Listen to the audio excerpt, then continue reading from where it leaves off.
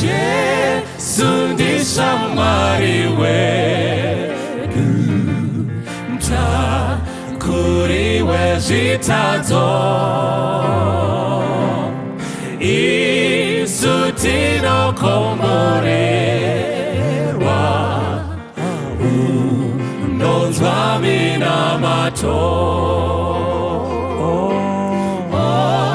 Tashaya runyararo,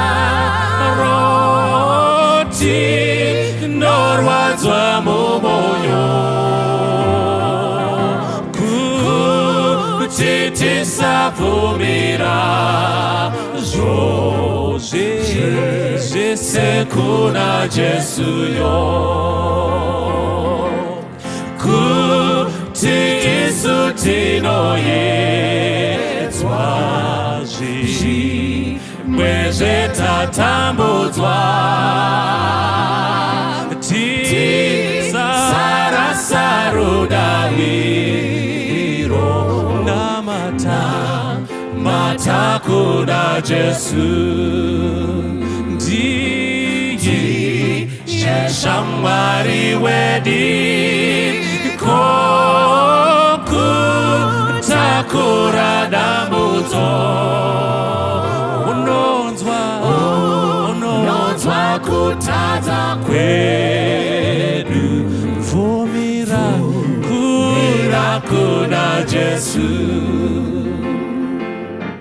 kuti tashaya masimba, taneta nemitoro,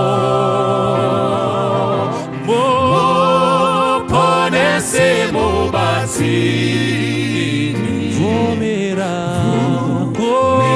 kuna Jesu. Vashamwari vakushorana, mata kuna Jesu, iye unokutambira, kumbira kuna Jesu, kuti tashaya masimba, netane mitoro, muponesi mubatsiri, vumira kuna Jesu. Vashamwari vakushorana, mata kuna Jesu, iye unokutambira, kumbira kuna Jesu.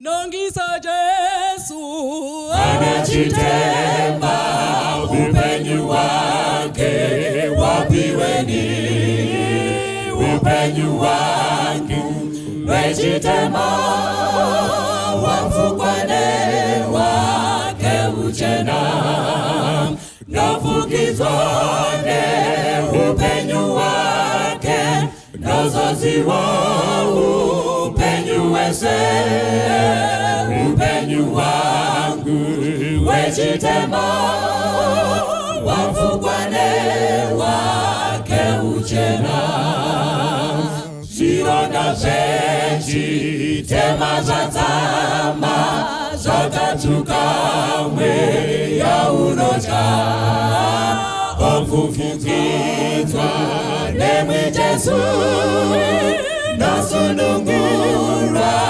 nemutemo, nofukidzwa neupenyu wake, nozoziwa upenyu wese, upenyu wangu wechitema wafukwane wake uchena, ndora kuziwa rusununguro Jesu andipa nguo chena,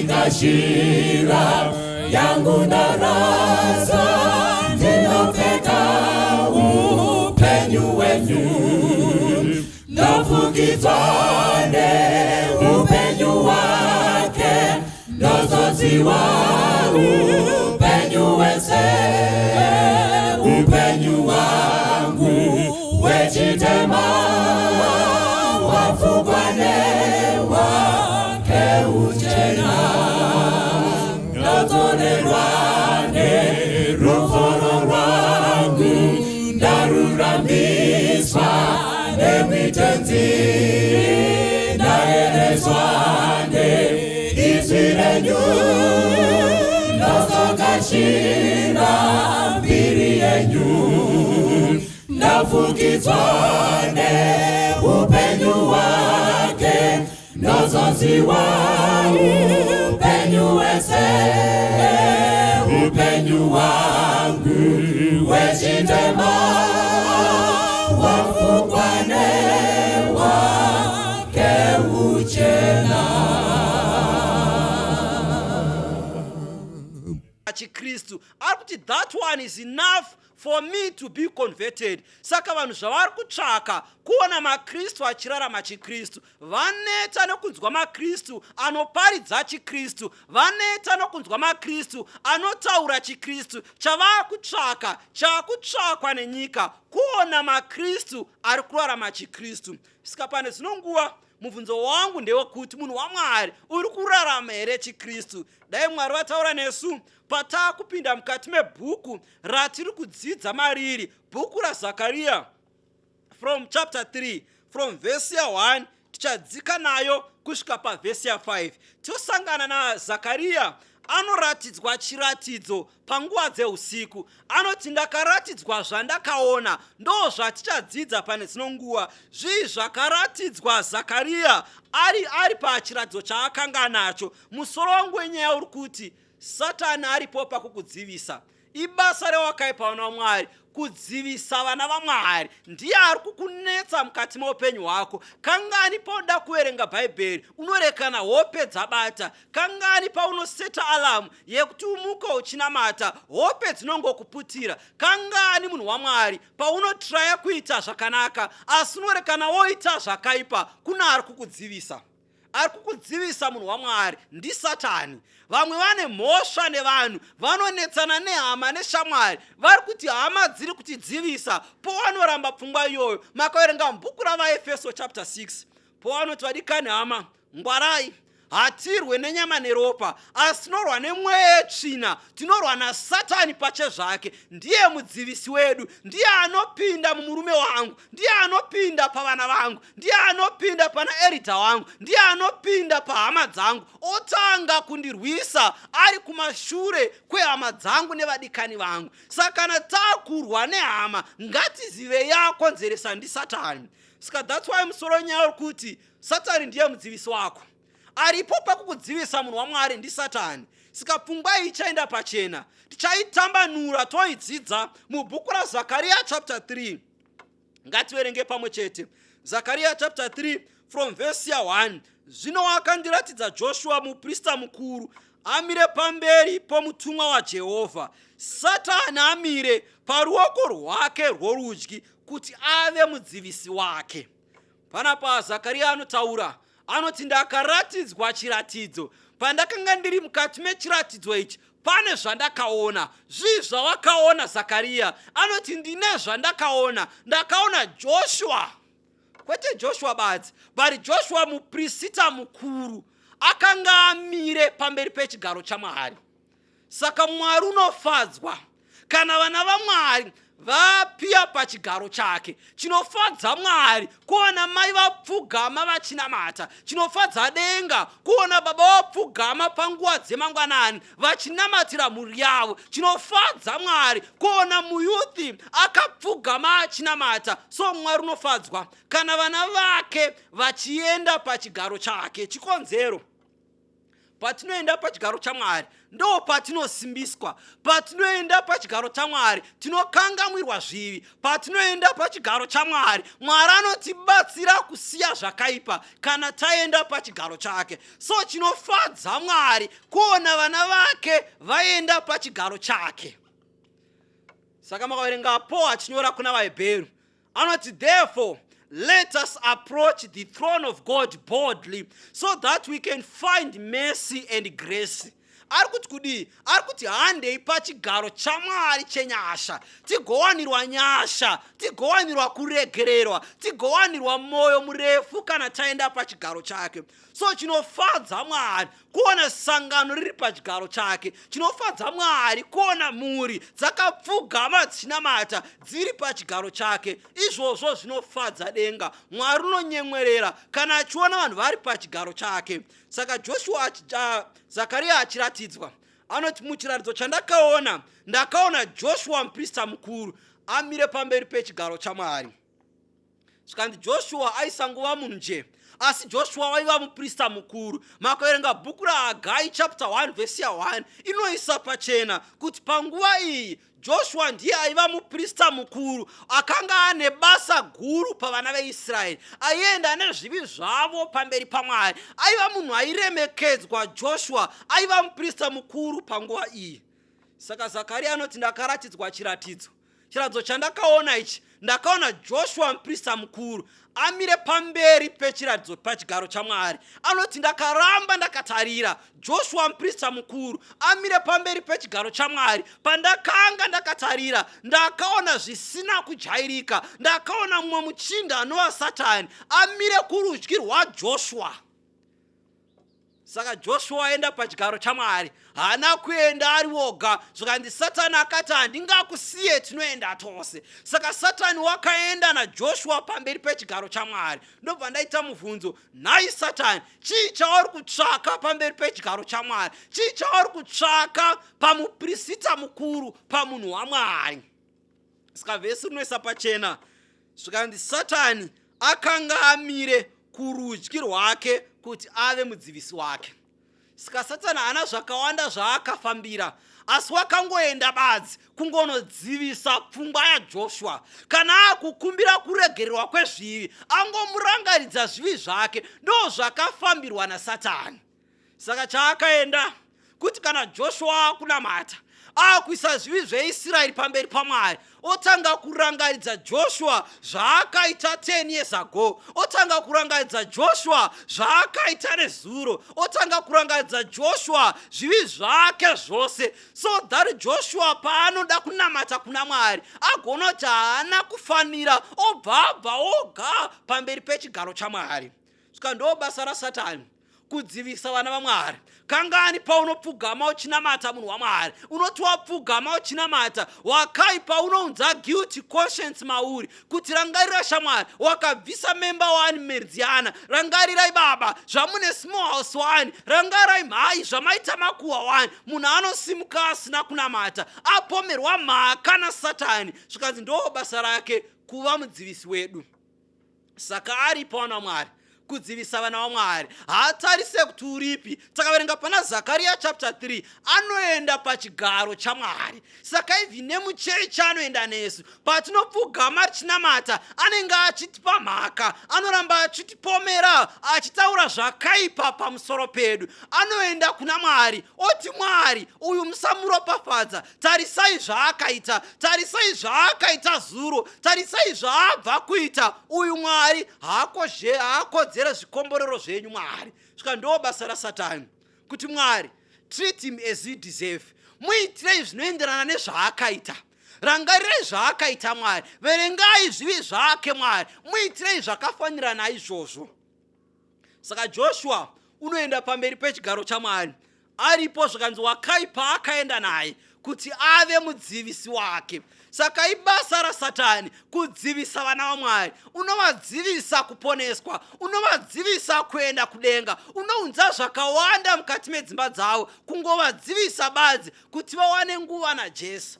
ndo chikonzero wai munhu waMwari. Wakaenda paFacebook unoita nguva zhinji uripo, paInstagram haubve munhu waMwari, kuna ari kukudzivisa kuwana nguva naMwari. Wakafunga kuti regai ndinamate, unorekana wazvikanganwa chikonzero, kuna ari kukudzivisa munhu waMwari. Paunofunga kuita zvakanaka, unorekana wazvikanganwa chikonzero, kuna ari kukudzivisa munhu waMwari. Wakabata kuvhura Bhaibheri kuti uverenge munhu waMwari, hope dzinokubata, kuna ari kukudzivisa munhu waMwari. Anova ndiye Satani. Anoramba achikudzosera shure, anoramba achikurangaridza zvawakaita kumashure. Zvakanzi ndo basa rake, haana zvimwe zvaari kuita, aripo pakukudzivisa kuti usaende kudenga.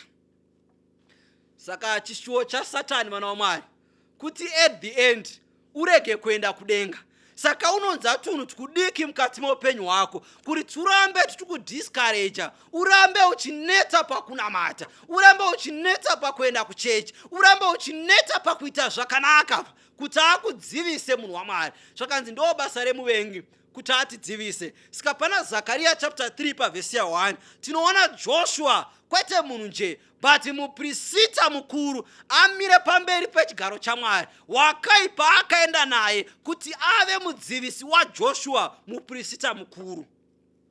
Ndotaura nemiherita, nekuti muri muofisi hombe, Satani haakurespectei. Ndotaura nemi mufundisi, Satani haarespecte vafundisi, haarespecte madhikoni, haarespecte maivedhoka, haarespecte prayer band leader. Anoramba akavasoma kuti ave vadzivisi vake, avadzosere kumashure, avawisire muchitema, avanyadzise. Ndo basa raSatani. Saka unoenda pamberi paMwari ari parudyi rwaJoshua kuti angomudisturba chete.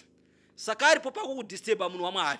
Anodisturba marriage yako, anodisturba basa rako, anodisturba wana wako, anokunzira confusion mukati meupenyu hwako, kuti at the end ushayiwe denga.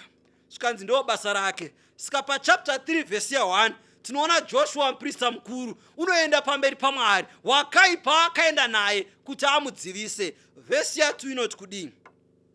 Jehovha akati kuna Satani. Saka Satani aenda pachigaro chaMwari, akataura zvakaipa pamusoro paJoshua. Satani paaitaura, waitaura ane evidence, aitaura ane maV11 kuti Mwari, kana muchida evidence yezvakaitwa naJoshua, Mwari ndokupai. Rangarai zvaakaita, rangarai mudzimai womunhu waakatora, evidence yacho ndinayo, maV11 Mwari ndinawo. Rangarai zvaanoitira vamwe, kana muchida evidence Mwari ndinayo. Saka ari kuti Mwari, treat him as he deserve. Muitire zvinoenderana nezvaari kuita Mwari, muitire zvinoenderana nemabasa ake Mwari. Ndo zviri kutaura naSatani. Zvika Satani akati achitaura zvakaipa pamusoro paJoshua, Joshua akakoniwa kupindura chikonzero. Paitotaura zviro kwazvo zvaakaita, paitotaura zviro kwazvo zvaakaita zuro nezvaabva kuita. Saka wakaipa paakumupomera, Joshua was speechless. Akashaya zvekupindura, akashaya zvekutaura, akanga asingakwanise kuzvidefenda chikonzero, akanga akazviita. Saka evidence yacho yaivepo evidence yacho. Saka pari kunzi panapa pavhesi 2 Joshua apererwa ari pamberi pechigaro chaMwari, wakaipa ari kulista zvivi zvake. Joshua anoshaya confidence. Joshua anonoti Mwari ndiri mutadzi, handikodzere kumira pachigaro chenyu. Wakaipa ari kuverenga zvivi zvake one by one. Joshua unopererwa, unoshaya mamiriro, unoshaya confidence, amire pamberi pechigaro chaMwari. Saka situation yakamira yakadaro, Mwari akaterera, Satani achitaura, Joshua achipomerwa mhaka. Zvakanzi Mwari haana kuramba akanyarara vana vaMwari, asi Mwari unotaura. Mwari akati kudii pavhesi 2?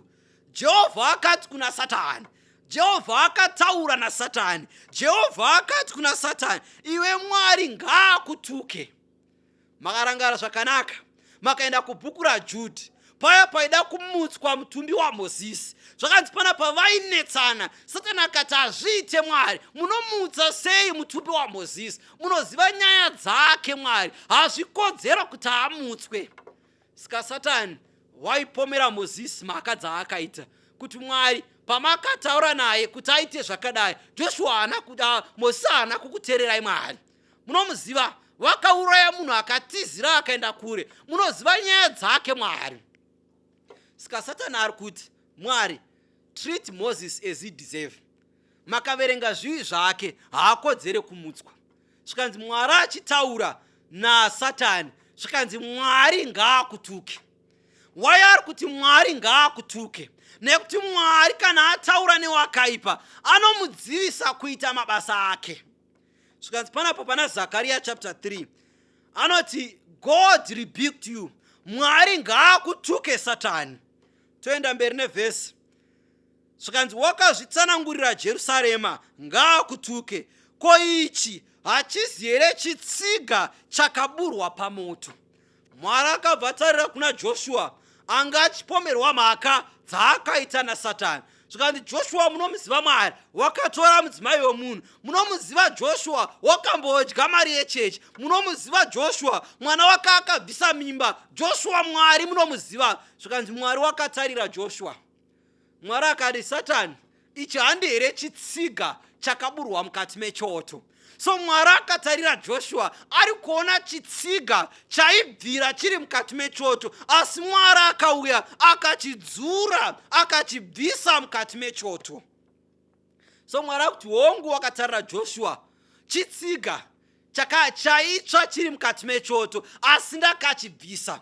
Ndorangara patakabva kukempi, vanhu vairongedza huni vachisa mukati memota. Vakasvika pane huni dzakanga dzamboshanda. Munongoziva mazvo dzinenge dzakaita dzine marasha. Vakati aiwa, idzi ngadzisare. Vakatora dzisina kushanda. Zvorevei, zvitsiga hazvishandisiki. Saka vakazvisiya vakati hazvishandi. Asi panapa Mwari akatarira Joshua, ari kuti Joshua, chitsiga kwete chenyu, asi chitsiga changu. Saka Mwari une zvitsiga zvake zvaakabuda muchoto. Zvimwe zvitsiga zvaibvira zviri muupombwe, asi Mwari wakazviburitsa. Zvimwe zvitsiga zvaitsva zviri muruchiva, Mwari akazvidzura. Zvimwe zvitsiga zvaiva muuroyi, Mwari akazviburitsa. Mwari akuti izvi zvitsiga zvangu. Saka Mwari unozvida. Chakaita kuti azvidzure une chikonzero. Saka ari kuti handi here chitsiga chakaburwa mukati mechoto. Saka Mwari akakutarisa munhu waMwari, anoziva paakakubvisa. Wainetsekana nedoro, asi akakudzura kubva mukati medoro. Wainetsekana neupombwe, akakubvisa muupombwe. Wainetsekana neruchiva, akakubvisa muruchiva. Saka anotaura naSatani, oti ichi handi here chitsiga chakaburwa mukati mechoto. Saka problem yemakristu anoti akatarira zvitsiga zvaMwari, vanopomera mhaka yezvakaita kuti zvive zvitsiga. Saka vakavatarira, vanoramba vachitaura zvavakaita kumashure. Tinomuziva wakabvisa mimba, tinomuziva akambodya mari yechechi, tinomuziva akambotora mudzimai wevamwe. Vanhu vanoramba vachitaura zvakaipa pazvitsiga zvaMwari, asi Mwari akazvitarira, anoti zvitsiga zvangu ndindakazvibura mukati mechoto. Saka wakazvibura ane zvaanoda kuzvishandisa. Saka wakazvitarira, unoona vari vanhu vari useless mukati muupenyu, asi akazvibvisa mukati mechoto ane chikonzero, unoda zvitsiga zvake. So wakazvitarira munhu waMwari, uchitarira nhoroondo yako, unoona uri chitsiga chakanga chaakunopera, chaakupedzwa nedoro, chaakupedzwa neruchiva. Unoona uri chitsiga changa chasara chaachidoko, asi Mwari akakwanyira nyasha akakubvisa mukati mechoto. Mwari ane chikonzero munhu waMwari. Usazvitarisira pasi, uri chitsiga chaJesu, uri chitsiga chaMwari. Vanhu vangakushora, vangataura zvakaipa pamusoro pako, asi uri chitsiga chaMwari. Ndiye akakudzura mukati mechoto, une chikonzero neupenyu hwako. Saka Joshua unomira pachigaro chaMwari, wakaipa akataura zvakaipa pamusoro pake. Akati Mwari munomuziva muchinda, maramiro aita munomuziva, nezvivi zvake Mwari munozviziva. Joshua, Satani akazviverenga zvose. Mwari akatarira Joshua akati handi here chitsiga chandakabura mukati mechoto, ndinochida, ndine chikonzero. Toenda pavhesi ya 3. Nemhaka yewakaipa Satani akawana confidence dzekunoapiya pamberi paMwari.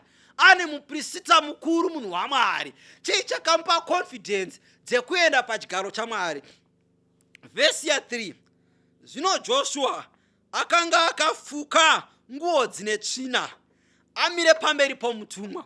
Zvikanzi dambudziko raJoshua akaenda pamberi paMwari akapfeka nguo dzine tsvina. Wakaipa akati handingakusiye, tinoenda tose. Saka chaipa Satani simba inguo dzaakanga akapfeka. Satani ari kuti shamwari, nguo dzaakapfeka ndedzangu. Saka ndobva ndaita mubvunzo, nguo yawakapfeka ndeyani? Basa rawakawana wakaruwana nenzira ipi? Zvii zvauri kuita nefoni yako? Satani ari kuti zvaanazvo ndezvangu, saka ndimusiye. Nemhaka yevazhinji vedu tiri kunetswa nemweya tsvina. Pane zvaSatani zvatakagushira, tine zvake zvatinazvo. Saka kuti shamwari, handimbofa ndakamusiya nekuti nguo yaakapfeka ndeyangu. Saka nguo yauri kuya wakapfeka kuchechi ndeyani? Zvauri kuita ndezvani? Saka wakaipa ari kuti handingamusiyazve. Ane zvangu zvaanazvo, pane zvangu zviri mukati mefoni yake, pane zvangu zvaari kugara nazvo. Mukomana waari kufambidzana naye ndewangu, saka ndimusiye. Saka ari kuti handingamusiye. Saka pavhesi ya3 pari kuti Joshua problem yake wakaenda akapfeka nguo dzakasviba pamberi paMwari. Satani ari kuti nguo yawakapfeka ndeyangu, saka ndinoenda newe. Vhesi ya4 Mwari akapindura akataura nevakanga vamire pamberi pake achiti, bvisai nguo dzine tsvina. Zvikati panapo Mwari akataura akati, chibvisai nguo dzine tsvina pamusoro pake. So wakaipa ari kupomera Joshua mhosva. Zvikanzi Mwari haana kuramba akanyarara, iye anomirira vana vake. Iye ndiye mumiri wedu mukuru. Patinopomerwa mhaka naSatani, zvikanzi iye unotimiririra. VaHebheru vaisa pachena oti, ko hamuzive here vana vaMwari kuti nemuprista mukuru anova Jesu ndiye ari kumirira vatadzi? Anosimudza maoko ake oti, Mwari, ndakafira zvivi zvavo, varegererei Mwari. Zvikanzi, ko hamuzive here vana vaMwari tine muprista mukuru anova Jesu? Asi regai ndikuudzei, haazomiriri vatadzi nekusingaperi. Pane nguva yaachasimuka oti, enough is enough. Ndakavamirira kwenguva refu, nyasha dzangu ndakawaridza, asi vakaramba kutendeuka. Enough is enough. Saka nguva ichasvika vana vaMwari. Saka ndinhasi Mwari paari kumirira vatadzi, paari kuvadana, ari kuti uyai kwandiri mose makaneta makaremerwa nezvivi. Ari kuvadana mukati mezuva ranhasi. Saka vakaropafadzwa vanoti kana vanzwa izwi raMwari richidana, vanosiya zvakaipa, votizira kuna Mwari, vouya kuzoshanda mukati memunda waMwari. Zvikanzi pavhesi ya4 Mwari akati, bvisai nguo dzine tsvina pamusoro pake. Chii chakaitika? Zvikanzi akati kwavari, bvisai nguo dzine tsvina. Akati kwaari, tarirai, ndakabvisa zvakaipa zvako ndikakupfekedza nguo yemutambo. Zvakanzi paakanzi bvisai nguo dzine tsvina, akabva apfekedzwa nguo yemutambo. Makaenda kubhuku razvakazarurwa rinotaura pfungwa yemutambo, mutambo wekuwana kwegwayana. Gwayana raakuwana mudzimai waro. So vanodzidza profesi vanokuudzai kuti mudzimai sangano raMwari. Saka gwayana ndiJesu. Saka gwayana anova Jesu akuwana sangano rake. Zvinorevei? Pari kubuda pfungwa yesecond coming, kudzoka kwaJesu kechipiri. Saka uri kunzi mutambo kuna zvakazarurwa, mutambo wekuwana kwegwayana, kudzoka kwaJesu achizodzikinura nyika kubva mukati mechitema, second coming. Saka panapo pana Zakariya, pari kunzi ndakamupa nguo yemutambo yakumukwalifayisa kuti agoverengwa kune vachaenda kumutambo. So vanogamuchira Jesu mukati meupenyu, vanobviswa zvakaipa zvavo, vahwisota vagone vari voga, vaita saJoshua. Akapiwa mhaka, akatona kuti zvedi ndiri mutadzi, nyasha dzakamuwana. Mwari akabvisa zvakaipa pamberi pake, zvakanzi akapfekedzwa nguo yemutambo. Zvakare Mwari unoshuwa kukuzadza nekururama kwake, kukupfekedza nguo dzekururama.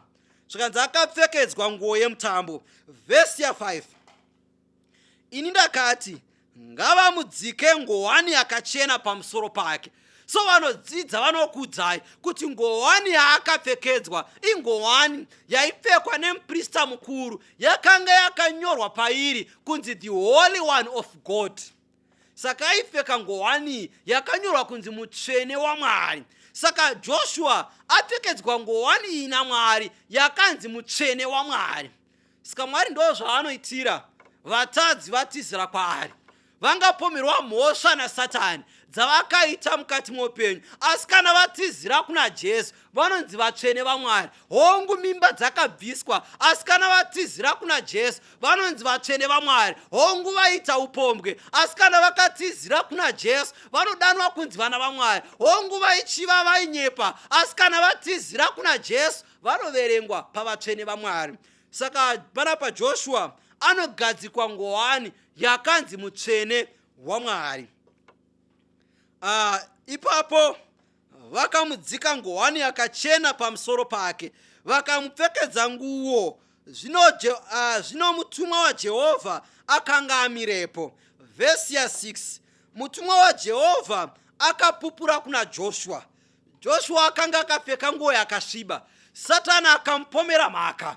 Joshua akaona kuti handikodzere kuponeswa, akaona kuti ndiri mutadzi. Mwari akamuregerera zvivi zvake. Kwakupfekedzwa nguo yemutambo kunova kururama kwaJesu. Akapfekedzwa nguo, akapfekedzwa korona, akapfekedzwa heti yakanzi yakanyorwa kunzi the Holy One of God.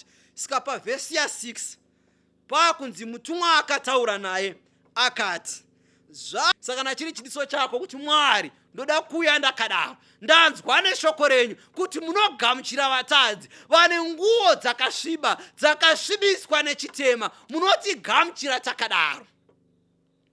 Mwari unotsvaka vatadzi, anovagamuchira vakadaro kuti agovaregerera badzi kana vatizira kwaari. Saka toda kunamata kuti Mwari atigamuchire tiri zvatiri, sekureva kwaakaita mukati meshoko rake. Kana Mwari atigamuchira, anozotipa simba zvakare rekurarama tisingamutadzire. Makaverenga bhuku raJohani chapter 1 vhesi ya12, kuna vose vakamugamuchira akavapa simba kuti vanzi vana vaMwari, akavapa simba kuti vagorarama vasingatadzire Mwari. Saka Mwari haangoregereri vatadzi, asi anovapa simba rekurarama vasingatadzi, anovapa simba rekurarama upenyu hwaMwari vari munyama yechitema kana vagashira Jesu. Ngatinamatei. Baba, tinokutendai nekuti munogashira vatadzi. Hamuverenge zvivi zvedu, asi chamunokoshesa kuuya kwemutadzi kwamuri. Tinovhura mwoyo yedu, tinoti garai matiri, tigorarama upenyu nokufadzai. Badzi kana Jesu magara mukati memwoyo yedu. Ndovasiya vose mumaoko menyu, Jehovha varinganisire unyasha. Ndonamata nemuzita raJesu, amen. Ndawana shamwari yakandida, ndisingazivi akandifuwa nerudo, akandisunga kwari, moyo wangu wasungwa nefundo, rora kasimba, Jesu ndiri wako ini uri wangu narini. Ndawana shamwari, yo shamwari yakandifira, handi upenyu bachete asi akazvipira, zvendinazvo handi zvangu ndakamuchengetera, moyo simba upenyu zvesene zvake narini. Ndawana shamwari akapiwa masimba ese kundichengeta munzira ino yenda kudenga, mbiri kupenya yokuti indisimbise, ngandirinde ndisewenze pamberi rinozorora. Ndawana shamwari ine mutsa, idine rudo, ndimutungamiri kwaye ane nzero nesimba, kuna iye anondida lino wana masimba korufurunga kurire ndiri wenyu narini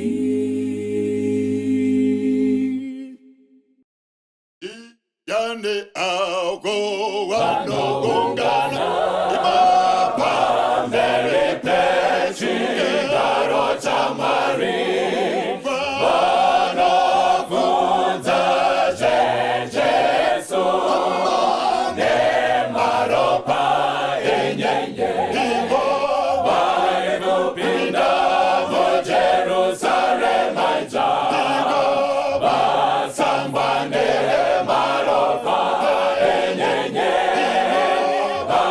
kupinda Jerusalema nge maropa enyenye wakadawira zitara Jesu bamwe babo bachiri baluku bakanzwa titi zake